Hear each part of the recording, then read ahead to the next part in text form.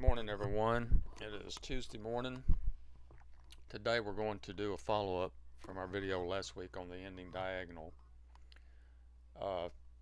Show how it ended, how we got confirmation that it was complete, and what's transpired since then.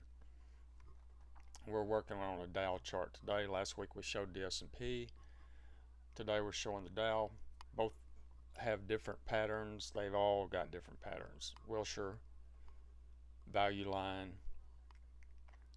and that's what we call fractured markets. When all the indexes do something different, that shows a sign that markets are either topping or bottom, putting in a bottom formation.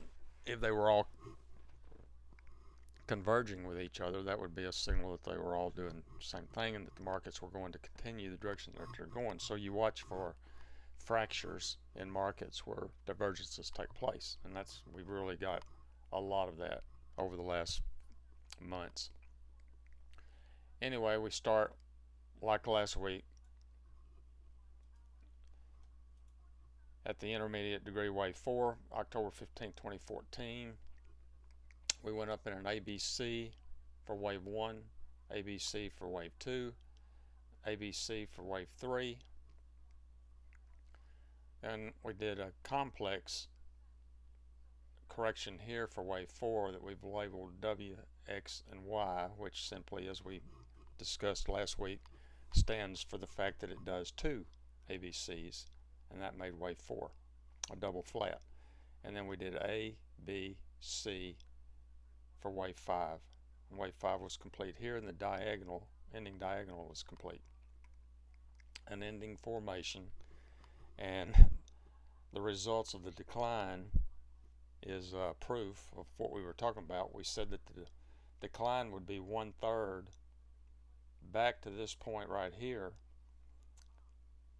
of the length of time that it took to make it, and that's almost exactly what's happened. This decline has happened in just over 1/3 the amount of time that it took to complete the diagonal. Once we broke down this area right here, the previous wave 2, and this is one of the charts that we've been showing for quite some time with this line drawn right here, and 17,037.70 on the Dow, that was confirmation that the ending diagonal was over in the S&P and all the indexes. And then your next target was the previous fourth wave. Well, as you can see, when this line right here was broken, the market fell. It came back to the previous fourth wave, and it didn't even think about holding right there. It just went right on down past it. This gives us confirmation that the major top that we're looking for is in place. The problem is trying to count this.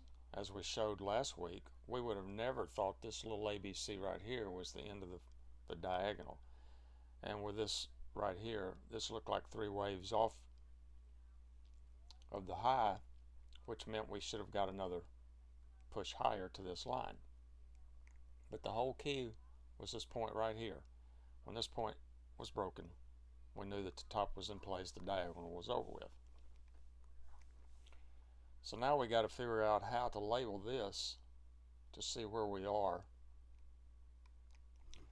And by the way, the S&P made a new high right here, touched the trend line again where the Dow didn't, and the Wilshire made a new high right here, touching the trend line again, and the value line where the Dow nor the S&P either one did. So that's the fractures we were talking about. Makes it really tough trying to figure out where we are. You can count this move right here as 5 waves, so that's where we're going to start. It's not in the S&P, but in the Dow you can. So we've labeled this as minor wave 1. Then you can see 3 waves up clearly with a little irregular wave B right here. And then wave C, we've labeled this W, X, and Y. And the S&P, you made a new high above the W wave right here, but not in the Dow. This is an impulse wave down, so we've labeled it as wave 1 that started the 3rd wave down. This is a double correction right here. It's not impulsive, so we label it as wave 2. and then 5 waves down of wave 3. Although you have to look at a 5-minute, 10-minute chart to actually be able to see the subdivisions of this move right here, but there is a clear 5 waves subdivided by 5 waves at 3 different degrees. You know, the very small micro sub-minuet and minuet degrees. This makes my minute wave 3. So if this is correct, we have major cell signals. By breaking this here, that tells us the diagonal is over with, and then the plummet all the way straight down through the low last October. And this confirms a major trend change. If this area right here would have failed to have been broken, we could have viewed this as an ABC correction, meaning we would still go to another high, but because of the ending diagonal pattern, which is the end,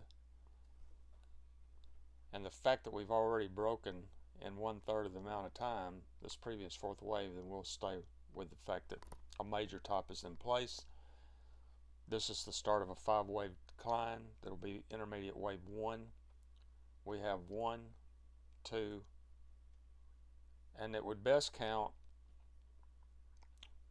with these subdivisions that we show as minute wave 1, minute wave 2, minute wave 3.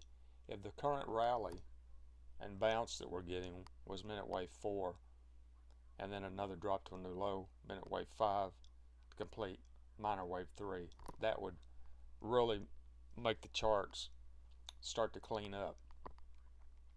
Then a bigger correction, minor wave 4, and then another low for minor wave 5 to complete intermediate wave 1, and you would have a minor degree 5 waves down, which would put the finishing touches on confirmation that a major top is in place and that we will be headed back to the 2009 lows and probably lower over the course of the next year and a half.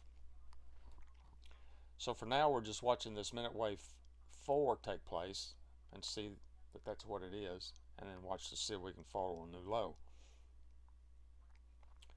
And if that doesn't happen, it's possible that all of this right here could be a leading diagonal wave 1. There's 5 waves, 1, 2, 3, 4, and 5.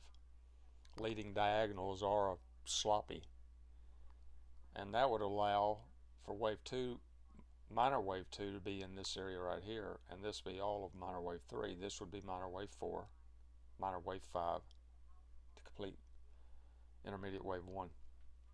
So we'll just have to watch and see how many subdivisions we get over the course of the next weeks, and you can see how much time this 2-wave correction took right here. Well, we're just 1 day into the 4th wave correction, so this can last days longer. We can come back down, come back up to complete an ABC before we fall to a new low again. And minor wave 4 could actually take a month because it is a minor degree, and then minor wave 5 could take another month. So we could be looking into October before we actually complete the first wave down. And then, if that's how it transpires, we would be looking for a large ABC correction back up as minor wave A, minor wave B, minor wave C. And that would complete intermediate wave 2 up in this area here somewhere. And there are some gaps on the charts in the futures and the cash indexes up in this area right here that will be filled. So wave 2 back up, the wave 2 correction would be a good time to fill these gaps. And then from there, that's it. That'll be all she wrote, and Katie bar the door, because when intermediate wave 3 starts down, it will be 2 to 3 times as big as this move here has been. So that's what we're looking for. That's how we're now, whether this ends wave 5 here or whether it subdivides like our diagram shows, and this is wave 5 of 1. We'll just have to wait and watch and see how the subdivisions work out. Now the surprise that wouldn't be expected here, because of the major technical damage that's been done. And by the way, this is a 240-minute chart so that we can show the details of the subdivisions that you can't see really good on a daily chart. But we wanted to show this arrow right here points. This move right down here, this little spike, is where the death cross took place that everybody that watches the news has heard about by now. If you watch financial news, they're all talking about the death cross, which is plainly, simply where the 50-day moving average crosses below the 20-day moving average. Now on our next update, we're going to show the long-term chart, and we'll show that moving average and where it crossed right here. But just to bring you up to date, this is where it took place, this bar right here, and the cross.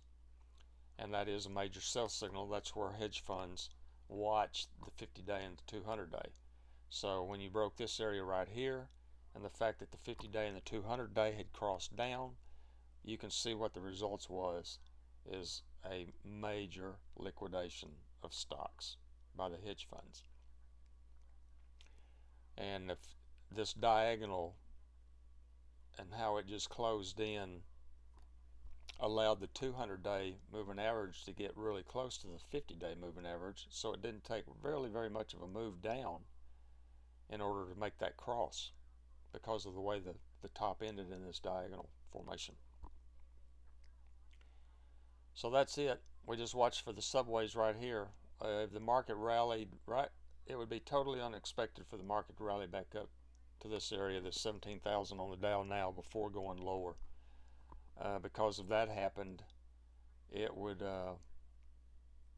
reverse everything that we've just showed. The 50-day moving average crossing, the support lines, channel lines, everything's been broken, so we really don't expect that to happen. But like always, we'll be watching for that, and we'll be watching for any clues from the wave count and these small subwaves that could be happening, because we want to trade it if it is, but we don't expect it. So for now, this is what we'll be looking at. So we're going to do a long-term chart tomorrow so you can see what's happened since the 2009 low. Until then, happy trading, and we'll talk later.